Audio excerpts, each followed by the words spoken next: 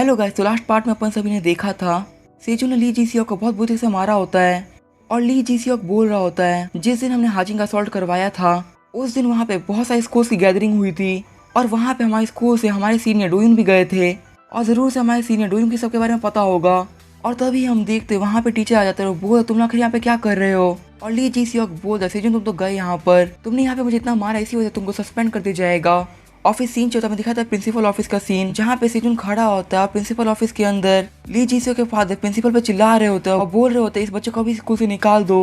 और तभी वहाँ पे ली जीसियो की मदर एंटर करती है, वो आते ही सेजुन थप्पड़ मारने लगती हैं लेकिन सेजुन के थप्पड़ को ब्लॉक कर देता है। ये चीज देख के वहाँ पे सभी लोग शॉक रह जाते हैं और फिर ली जीसियो की मदर सेजुन पे चिल्लाने लगती है। तभी वहाँ पे सेजुन के फादर आ जाते हैं और वो आते ही सेजुन को चेक करने लगते हैं और बोलते हैं सेजुन तुम्हें इतनी चोट कैसे लग गई। और फिर ली जीसियो की मदर बोलने लगती हैं आपके बेटे को बिल्कुल भी चोट नहीं लगी, यहाँ तक कि आपके बेटे की वजह से मेरा बेटा अभी इमरजेंसी रूम के अंदर है।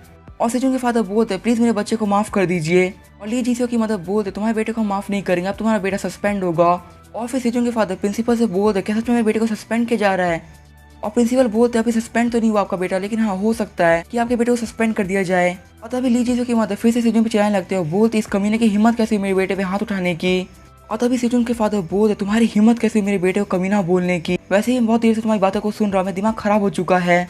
और तभी ली जीसियो के फादर बोलते तुम्हारी हिम्मत कैसे मेरी वाइफ से ऐसे बात करने की, तुम अपने घुटनों पे आके माफी मांगो। और तुम्हें पता है मेरे प्रिंसिपल के साथ में कितना अच्छी रिलेशन है, वो अभी के अभी तुम्हारे बेटे को बाहर निकाल देगा। और ये बात सुनते सेजुन के फादर बोलते हैं तुम यहाँ पे अपने पर्सनल कनेक्शन को यूज कर, चलो ठीक है मुझे ना चाहते हुए भी ये चीज करनी ही पड़ेगी। ये बोल के वो किसी को कॉल लगा देता है और कॉल पे जो बंदा होता है बोलता है आज पहली बार हो रहा है कि आपने मुझे आगे से कॉल किया है और आपको कोई दिक्कत तो नहीं है मिस्टर लिम। और उस आवाज को सुन के प्रिंसिपल काफी ज्यादा घबरा जाता है। और तभी सेजुन के फादर बोलते हैं आप कैसे हैं चेयरमैन, मुझे आपसे एक छोटी सी हेल्प चाहिए थी। और फिर सेजुन के फादर बोलते हैं कि प्रिंसिपल आपसे चेयरमैन बात करना चाहते हैं। और चेयरमैन का नाम सुनते प्रिंसिपल की हालत खराब हो गई होती है। और सीन चित्र में दिखाया जाता है सेजुन के फादर से अपने घर लेके जा रहे होते हैं और वो बोलते हैं मैं तुमसे नहीं पूछने वाला कि तुमने आखिर फाइट क्यों करी, मुझे पता है तुमने फाइट क्यों करी है, लेकिन एक बात याद रखना तुम्हारी मॉम के मरने से पहले मैंने उनसे प्रॉमिस किया था कि मैं तुम्हें एक अच्छा इंसान बनाऊंगा, तो तुम बस उस चीज का ध्यान रखना हमेशा। और फिर जब सेजुन अपने जिम जाता है तो उसे सभी लोग पूछते तुम्हारी फेस को क्या हुआ। और सेजुन बोलता है कि मैं गाड़ी से गिर गया था इसी वजह से मेरे चोटें आ गई। और जिम के सभी लोग सेजुन की हालत पूछने लगते हैं। तभी इंस्ट्रक्टर बोलते हैं कि सेजुन एक बात को याद रखना कि हमारे जिम का एक रूल है कि तुम जो यहाँ पे जुजुत्सु को सीख रहे हो वो तुम सिर्फ अपने प्रोटेक्शन के लिए यूज कर सकते हो, और अगर तुमने बिना मतलब के अपनी फाइटिंग स्टाइल को यूज किया तो तुम्हें हमारे जिम के अंदर आने की जरूरत नहीं है। ये बात सुन के सेजुन बोलता है हाँ मैं आपकी बात को समझ गया। और फिर हम देखते सेजुन अपने जुजुत्सु की प्रैक्टिस करने लगता है उस चश्मे वाले बंदे के साथ में। और फिर सेजुन अपनी प्रैक्टिस को कंप्लीट कर बैठा हुआ होता है, उस चश्मे वाले बंदे से पूछता है ये जिम काफी ज्यादा अच्छी है, यहाँ के इंस्ट्रक्टर भी बहुत ज्यादा अच्छे हैं, तो यहाँ पे सिर्फ 3 लोग ही क्यों हैं। और वो चश्मे वाला बंदा बोलता है इसके पीछे एक बहुत ही लंबी स्टोरी है, तुम ये सब छोड़ो मुझे बताओ क्या हाजिन कैसी है। और सेजुन बोलता है नहीं मुझे नहीं पता कि हाजिन कैसी है, क्योंकि पूरे 3 महीने से मेरी हाजिन से बात नहीं हुई और मुझे नहीं लगता कि मैं इतना काबिल हूँ कि मैं उसे कॉल करके बात कर सकूं। और तभी वो चश्मा वाला बंदा बोलता है मुझे नहीं पता कि मैं बोलने काबिल हूँ या नहीं, लेकिन हाजिन हमारे जिम के अंदर जब भी रहती थी वो हमेशा तुम्हारी बातें किया करती थी। और जितना मैं हाजिन को जानता हूँ मैं एक बात तो बोल सकता हूँ, अगर हाजिन को मौका मिला वो लाइफ में किसी एक बंदे के साथ रह सकती है तो पक्का से तुमको ही चुनेगी सेजुन, और पक्का से हाजिन तुम्हारा वेट कर रही होगी अभी भी। और तभी सीन शिफ्ट होता हमें दिखाया जाता है ली जीसियो को जो अपने घुटने में बैठा हुआ होता है, और हमें दिखाया जाता है डोयुन को जो बोल रहा होता है आखिर तुमने इस पर पैसे कलेक्ट करने में टाइम कैसे लगा दिया। और ली जीसियो बोलता है कि आपको याद है वो लड़की सियो हाजिन।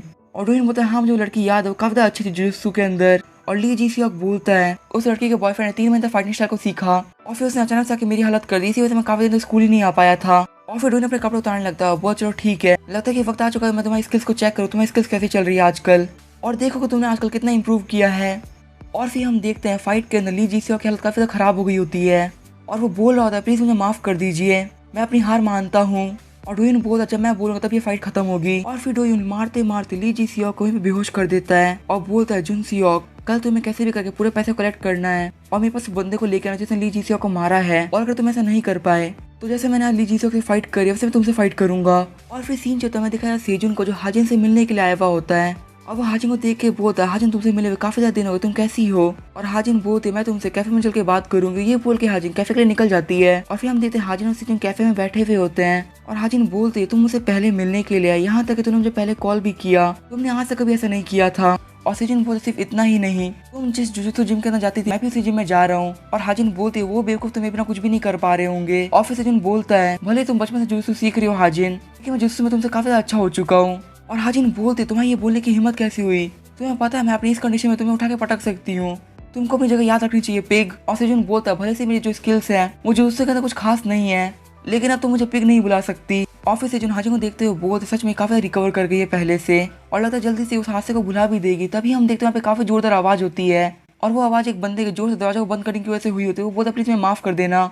और फिर सेजून जैसे हाजिन की तरफ देखता है वो देखता है कि हाजिन ने अपना सर पकड़ रखा होता है। वो काफी ज्यादा घबरा रही होती है और सेजून बोलता है हाजिन कुछ भी ना, तुम रिलैक्स हो जाओ। वो सिर्फ एक बाथरूम के डोर की आवाज थी और हाजिन बोलती प्लीज मैं टच मत करो, प्लीज तुम मेरी मॉम को यहाँ पे बुला के ले आओ। और उसकी उस हालत को देख के हाजिन बोलता है मुझे लगा था कि हाजिन ठीक होगी, लेकिन हाजिन की हालत को देख के मैंने डिसाइड कर लिया कि अब मैं उन कमीनों को बिल्कुल भी नहीं छोड़ने वाला। और फिर हमें अगले दिन का सीन दिखाया जाता है जहाँ पे जुन सियोक पैसे मांग रहा था बाकी सारे बच्चों से। वो बहुत अच्छी बात है यहाँ पे आज सेजून नहीं आया और तभी उसके पीछे सेजून आके खड़ा होता है। वो तुम्हें हिम्मत कैसे यहाँ पे पैसे मांगने की। और फिर सेजून मारते हुए जुन सियोक को डूइंग की क्लास के अंदर लेके आता है और फिर सेजून चलते हुए डूइंग के पास में जाने लगता है। तभी डूइंग का दोस्त बोलता है आखिर तुम्हारी हिम्मत कैसे हमारी क्लास के अंदर आने की, तुम तो हमारे जूनियर हो ना। लेकिन सेजून उसको बुरी तरीके से इग्नोर कर देता है। इस बात से वो बंदा काफी गुस्सा हो जाता है और वो बोलता है डोयन इस कमीने को बहुत बुरी से मारो, इसे मेरे को इग्नोर कर दिया। लेकिन डोयन इस बंदे को इग्नोर कर देता है और फिर डोयन बोलता तुम जुन सियोक को मारते मारते हमारी क्लास में क्यों लेके आए। और सेजून बोलता मुझे बताओ उस दिन क्या हुआ था हाजिन के साथ में। और डोयन बोलता हाजिन आखिर ये कौन है, मैं इसको नहीं जानता। और सेजून बोलता तुम्हें मेरे सामने ज्यादा होशियार बनने की जरूरत नहीं है, मैंने ली जीसीओ की सारी बातों को अपने फोन में रिकॉर्ड कर लिया था और अगर तुम मुझे सब कुछ नहीं बताओगे तो मैं रिकॉर्डिंग पुलिस को दे दूंगा और इसके बाद तुम काफी बुरी तरह से फंस जाओगे। इसीलिए तुम मुझे चुपचाप सब कुछ बता दो जो भी हुआ था उस दिन हाजिन के साथ में। और तभी सेजून की सारी बातों को सुनने के बाद डोयन हंसने लगता है और बोलता है इस दुनिया में कुछ ही फ्री नहीं होता, अगर तुम चाहते हो मैं तुम्हें सब कुछ बता दूं तो तुम्हें जाके ली जीसीओ का काम करना होगा, पैसे कलेक्ट करके लाके मुझको देने होंगे। और सेजून बोलता है मैं ऐसा नहीं करने वाला क्योंकि मैं तुम जैसा कोई चोर नहीं हूँ। तभी डोयन बोलता है तुम ये काम नहीं करने वाला, चलो ठीक है तुम्हें मुझसे फाइट करनी होगी और अगर तुम मुझे फाइट में हरा देते हो तो मैं तुम्हें सब कुछ बता दूंगा। तभी वहाँ पे क्लास के अंदर टीचर एंटर कर जाती है और वो बोलते हैं यहाँ पे क्या चल रहा है। डोयन बोलता है अरे कुछ नहीं मैं बस मेरा एक दोस्त आया था मुझसे मिलने के लिए। और फिर छुट्टी हो गई होती है और डोयन अपने घर जा रहा होता है दोस्तों के साथ में और उसके दोस्त बोल रहे थे डोयन तुम पार्टीज क्यों नहीं करते और तुम कभी भी हमारे साथ बाहर नहीं चलते, आखिर तुम ऐसा क्यों करते हो, तुम्हें तो पैसे करते क्या हो। और तभी डोयन के फोन में एक मैसेज आता है जो कि उसकी मॉम का होता है जिसमें लिखा हुआ होता है कि आज भी घर पे गुंडे आए थे पैसे मांगने के लिए और मैंने उनको बहुत ज्यादा मुश्किल से वापस भेजा है। और इस चीज की वजह से डोयन को काफी गुस्सा भी आ गया होता है। और फिर हम देखते हैं सेजून को जो चलते हुए सोच रहा होता है कि डोयन को देख के लग रहा था कि वो पक्का से एक बॉक्सर है और सच में उसकी स्पीड भी काफी ज्यादा फास्ट है। मुझे उसके बारे में जेसन से बात करनी होगी ताकि मुझे बता सके कि आखिर मैं डोयन कैसे हरा सकता हूँ। और तभी हम देखते हैं सेजून के सामने डोयन के दोस्त आते हैं जो बोलते तुम कहाँ पे जा रहे हो और सेजून ने बोला तुम तो वही डोयन के साथ में घूम रहे थे। और तभी सेजून के पीछे से डोयन निकलता है जो उसे बोलता चलो तुम बोल रहे थे फाइट करने के लिए, ठीक है हम फाइट करने वाले हैं। और फिर डोयन अपने हाथ में ग्लव्स पहनने लगता है। ये चीज देख के सेजून बोलता आखिर तुम क्या कर रहे हो और डोयन बोलता है मैं सिर्फ इस चीज का ध्यान रख रहा हूँ कहीं मेरे मारने के तुम मर ना जाओ। और फिर हम देखते सेजून और डोयन फाइट करने लगते हैं और थोड़ी देर तक फाइट करने के बाद ही सेजून काफी बुरे से मार खाने लगता है डोयन से और सेजून अपने घुटनों पे आता है और सेजून की हालत भी काफी ज्यादा खराब हो गई होती है। और डोयन बोलता है मुझे भी काफी ज्यादा बुरा लगता है उस लड़की हाजिन के लिए, लेकिन सिर्फ तुम यही सोच लो कि उसकी लाइफ में सबसे बड़ी मिस्टेक थी वहाँ पे आना जहाँ पे हम लोग थे और तुम प्लीज इन सब चीजों को भूल जाओ। और सेजून बोलता है नहीं मैं ये चीज नहीं भूल सकता, तुम कमीनों की वजह से हाजिन को काफी तकलीफ हुई है और वो तकलीफ मैं तुम लोगों को वापस करने वाला हूँ। ये बोल के सेजून डोयन को ग्रैफल करने के लिए आगे बढ़ता है लेकिन डोयन सेजून के अटैक से बच जाता है और फिर वो काफी तगड़ा पंच मारने वाला सेजून के फेस के ऊपर, लेकिन तभी उसको जेसन आके बचा लेता है। और जेसन के साथ में बाकी दोनों बंदे भी होते हैं। वो बोलते जेसन तुमको तो हिट पड़ गई और डोयन अपने मन में सोचने लगता है कि मैंने अपनी पूरी फोर्स को लगा ये पंच मारा था लेकिन इस बंदे को तो कोई फर्क नहीं पड़ रहा। और तभी डोयन जेसन से पूछता है तुम कौन हो और जेसन बोलता है मैं एक काफी ज्यादा पावरफुल इंसान हूँ। और डोयन बोलता है लेकिन तुम्हें मेरे पंच से कुछ हुआ क्यों। और जेसन बोलता है तुम्हारा पंच मेरे लिए वैसा ही था जैसे कि मेरी 7 साल की भतीजी मुझे पंच मार रही है। और ये बात सुनकर डोयन वहाँ से जाने लगता है और बोलता मैं अगली बार देख लूंगा। और तभी जेसन बोलता तुम यहाँ से कहाँ जा रहे हो, मैं तुम्हारे लिए यहाँ पे गिफ्ट लेके आया था। और हम जेसन अपने साथ में पुलिस वालों को लेके आया हुआ होता है और फिर सीन जो होता है पुलिस स्टेशन का सीन दिखाया जाता है जहाँ पे डोयन बोल रहा होता है सेजून तो मेरा काफी अच्छा दोस्त है, हम तो सिर्फ वहाँ पे फाइट कर रहे थे मजाक मजाक में। और तभी सेजून बोलता है कि नहीं ये तो मेरे पर अटैक कर रहा था और ग्रुप में मिलकर तीनों मुझे मार रहे थे। और फिर हमें बताया जाता है कि सन डोयन को वहाँ पे सस्पेंड कर दिया जाता है। और फिर जेसन बोला तुम उस लड़के डोयन सिर्फ इसलिए फाइट कर रहे हो ताकि तुम्हें हाजिन के बारे में इन्फॉर्मेशन मिल सके कि आखिर उस दिन उसके साथ क्या हुआ था, लेकिन तुम्हें क्या लगता है तुम सिर्फ 2-3 महीने से जुजुत्सु सीख रहे हो और वो लड़का एक प्रोफेशनल है और तुम उसे कभी भी ऐसे नहीं हरा पाओगे। और सेजून बोलता है लेकिन मैं ये चीज नहीं सह सकता, जितनी बार मैं इन कमियों को देखता हूँ स्माइल करते हुए खुश रहते हुए तो मेरा दिमाग खराब होता है क्योंकि उनकी वजह से हाजिन काफी ज्यादा सफर कर रही है और मैं उन कमियों को उसी चीजें सफर करना चाहता हूँ जिससे हाजिन सफर कर रही है। और जेसन बोला तुमने यहाँ पे काफी ज्यादा रेमन खा लिया है इसलिए तुम्हें कम से कम 20 किलोमीटर रनिंग करनी पड़ेगी। और फिर सीन जो होता है दिखाया डोयन को जब अपने फोन में मैसेज को देख रहा होता है जिसमें लिखा हुआ था कि आपको स्कूल से सस्पेंड कर दिया गया है, इसी वजह से आप कंपटीशन में पार्टिसिपेट नहीं कर सकते। और तभी डोयन के पास में गैंगस्टर आता है और वो उसके घर में सिगरेट पीते हुए बोलता है मुझे तो लगता है कि तुम उस अमाउंट का लाइफ टाइम में इंटरेस्ट भी नहीं दे पाओगे और सच में तुम्हारे फादर तुम्हारे पीछे तुम्हारी मॉम के पीछे एक काफी बड़ा अमाउंट छोड़ के गए जिस वजह से तुम लोग अपनी लाइफ को कभी भी अच्छे से नहीं जी पाओगे और इसलिए मैं तुम्हें बोल रहा तुम हमें ज्वाइन कर लो और अगर तुम हमारे गैंग को ज्वाइन कर लोगे तो मैं तुम्हारा सारा अमाउंट माफ कर दूंगा और अभी तुम्हारी चॉइस है, क्या तुम मेरे लिए काम करना चाहोगे या फिर मैं तुम्हारी मॉम के लिए काफी अच्छा काम ढूंढ दूं।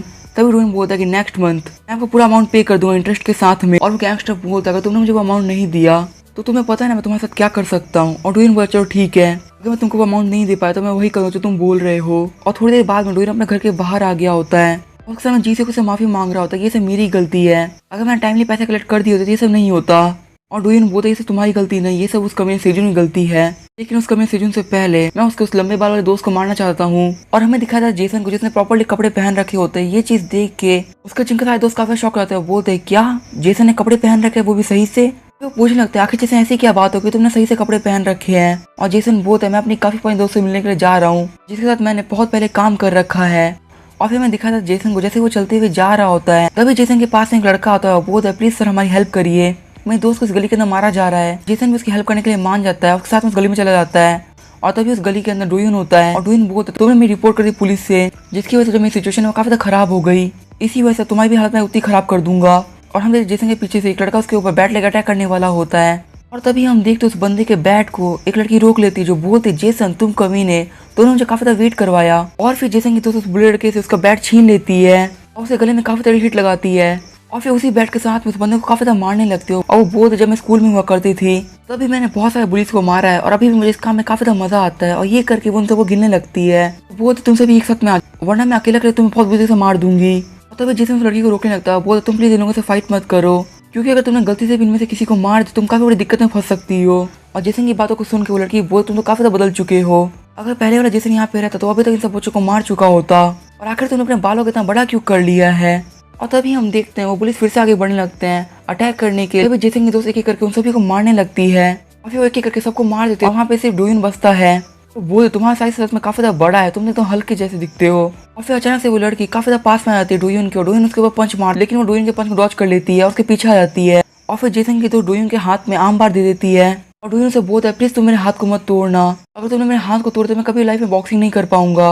और तभी जेसन पीछे से डोइन को बेहोश कर देता है और अपने दोस्त को बोलता तुम प्लीज फाइट मत करो क्योंकि अभी भी बच्चे ही हैं। और फिर हम देखते वो लोग वहाँ से जाने लगते हैं और जेसन बोलता है सुयन तुम बिल्कुल भी नहीं बदली, और क्या तुमने मेरा काम करे जो मैं तुमको करने के लिए बोला था। और सुयन बोलती हाँ मैंने कर दिया, मैंने उस लड़की हाजिन के केस के बारे में पता लगाने को कहा था, मैंने उसके बारे में सब कुछ पता लगा लिया है। और मुझे ये भी पता लगा जो डिटेक्टिव्स में हायर अप्स हैं वो बिल्कुल भी नहीं चाहते कि केस सॉल्व हो और वो भी इसके अंदर इन्वॉल्व है। और ये बात तो पक्की कि इस चीज के अंदर बहुत बड़ा ग्रुप मिला हुआ है और चीजें जितनी सिंपल दिख रही होती सिंपल है नहीं। और फिर सीन होता है हमें दिखाता है उसी ग्रुप को जिसने हाजिन की हालत करी होती है और एक बंदे ने वहाँ पे काफी सारे बंदों को मार के नीचे गिरा दिया होता है। तो बोलता है आज की वीडियो पे रिएक्शन कैसे आए हैं, और जो बंदा रिकॉर्ड कर रहा था उसका नाम था मैनेजर किम, और मैनेजर किम बोलते हैं आजकल रिएक्शन तो कुछ खास नहीं आ रहे, लगता है कि हमें फिर से कोई नया इवेंट करना पड़ा जैसे कि हमने पिछली बार किया था। तुम्हें याद है हमने उस लड़की हाजिन को काफी बुरे से मारा था जिसकी वजह से हमारे काफी सारे पॉइंट्स मिले थे और हमारा रिएक्शन भी काफी अच्छा आया था। फिर दूसरा फाइटर वाला बंदा बोलता मुझे याद नहीं तुम किस लड़की की बात कर रहे हो। मैनेजर किम बोलते हैं मैं उस लड़की की बात कर जिसका नाम हाजिन था, तुमने उसे घुटने भी तोड़ दिए थे। और फिर भी उस फाइटर वाले बंदे को हाजिन याद नहीं आती और फिर फाइटर वाला बंदा बोलता है मैं उसका फेस देख तो मुझे वो याद आ जाएगी, और वैसे भी तुमने जो मुझे बताया कि मैं उसके घुटने तोड़ चुका हूँ, मैं तो यहाँ पे काफी सारे लोग घुटने तोड़ता रहता हूँ। और यहीं पर अपनी वीडियो को एंड करेंगे। वीडियो पसंद है तो लाइक करें, तब तक के लिए बाय और स्टे ट्यून।